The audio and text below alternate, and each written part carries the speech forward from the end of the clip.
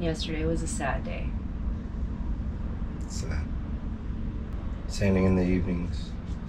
Our helper came over and getting it, and we found a spot. That puts off painting for a while. It was a sad spot with just a little bit of rust. On a patch. On patch. a skin job.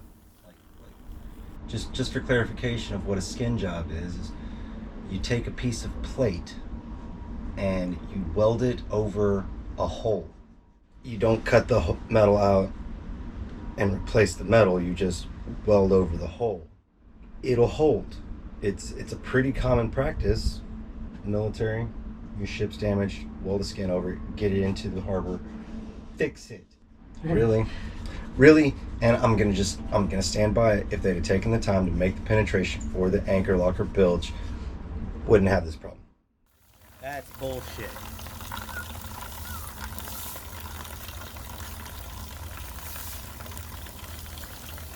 And you know why it's like that? It's because they didn't take the time to put a penetration in here to the anchor locker. Where do you go pull the stuff out of the anchor locker? Just a little bit of stuff.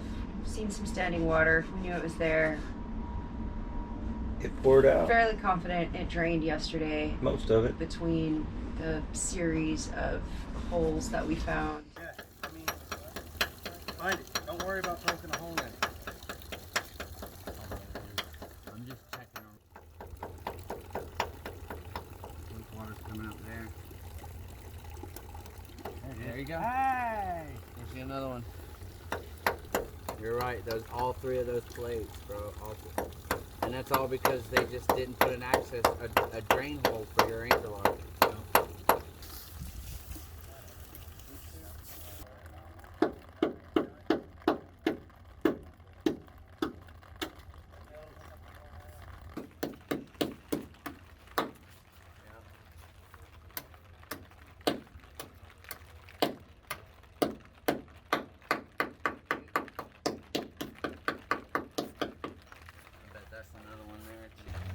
Don't be scared.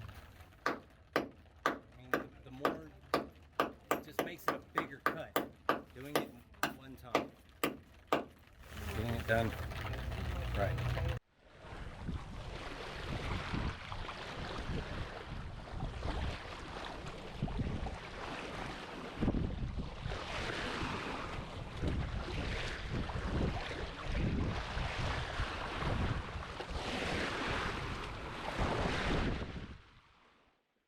I am hanging out in my anchor locker. We have completely, we pulled everything out of it. We needed to get all the way to the bottom to see how much water is in here. I'm sad to say there's a couple of inches of water still, even after everything that drained out when we found the holes yesterday. You can see the skin that's on the outside. These are the welds for it. Here, they put one huge skin instead of coming in and repairing the sheet in these places. And then this is very obviously a hose attached to something. If you follow it around, oh my gosh, it's a pump. It's a pump to get the water out. Problem is there's no exit for this on the other side. It's completely closed in, but it's still been pumping, and as it pumps out, it comes out through this hole and this hole, and it comes and it seeps down in here, and now there's daylight coming through, and there's still water in there. You can still see water in there. There's still daylight. I bet we could turn the bilge pump on, and it'll pump right back in there. Can real quick. You want to Demonstrate. Let's see what happens. Yep. Beautiful. What we are going to do now is go ahead and use the sump pump that's in here, this bilge pump that's in here, and we're going to redirect the hose to one of the holes and go ahead and get it pumped out so that we're not wading around in this water and yeah, we can go ahead and assess the damage from the inside. We got this bulkhead here that also looks, yeah, we're gonna drain the water and we're gonna go from there.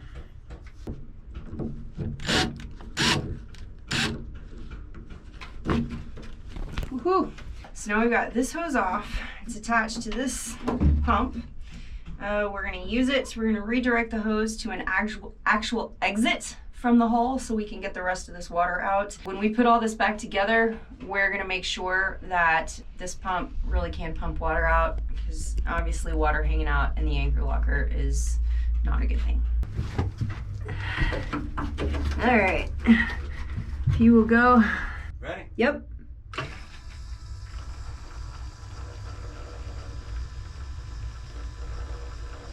Hey, the pump works beautifully. Well, that's good. Only over at home. Stop. Okay, go again. All right, stop. That's what we got. We're gonna have to, Lift up my hand. yeah, This sucks. it does. It's, yeah. And ultimately what it means is a delay on everything. Everything. Everything. All other work. I mean, there's things that could still happen. Yeah, we're still doing stuff. That is a large project because it's not just flat. It's not just a small piece. It's the curve that goes right into the nose at the water line that cuts through all the water and runs into anything it's going to run into. You can't have holes there.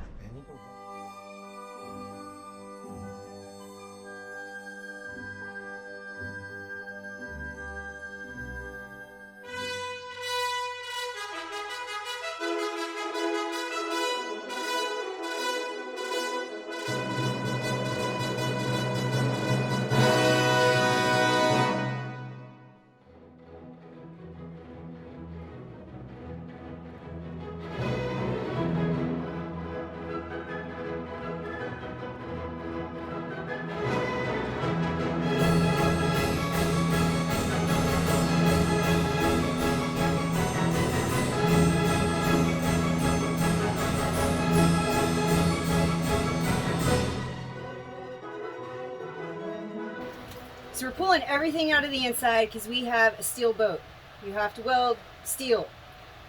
You need to have both sides clear because it melts. The people who came through and tried to repair stuff did not do the same thing that we are doing and pulling all of the headliner, all of the ceiling.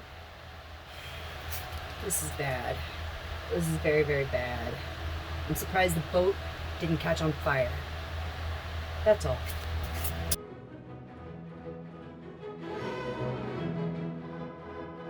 I'm still working on demo. Today's major project is getting all the stuff out of the galley. I just started pulling off the electrical plates, the lights. Funny story, one time I was sitting here trying to cook a nice dinner, and all of a sudden the lights start like flickering purple. Lights are not supposed to be purple. Purple's great, purple's my favorite color, but the lights are not supposed to flicker purple. Freaked out, shut everything off and pulled the light bulb out. Sure enough, there was some, there was a fire.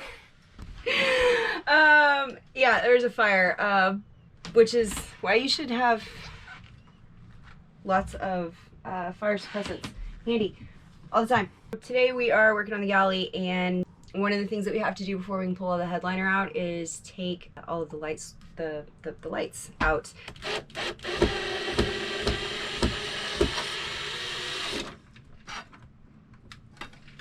Okay, so one thing to keep in mind anytime you play with electricity is make sure it's off. Fortunately, these are just 12 volts, so an electrical shock wouldn't be too bad, but also it is off.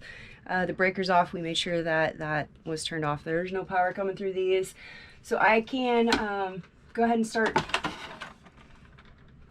disconnecting. Oh, look at that. It's already disconnected for me. Let's pull this in through the hole. All right, so this is nice. This red right here. This is positive, and it's connected to a black wire, which is negative. We'll fix that whenever we come back through and make sure everything's wired appropriately. And this one, just gonna cut this one down here.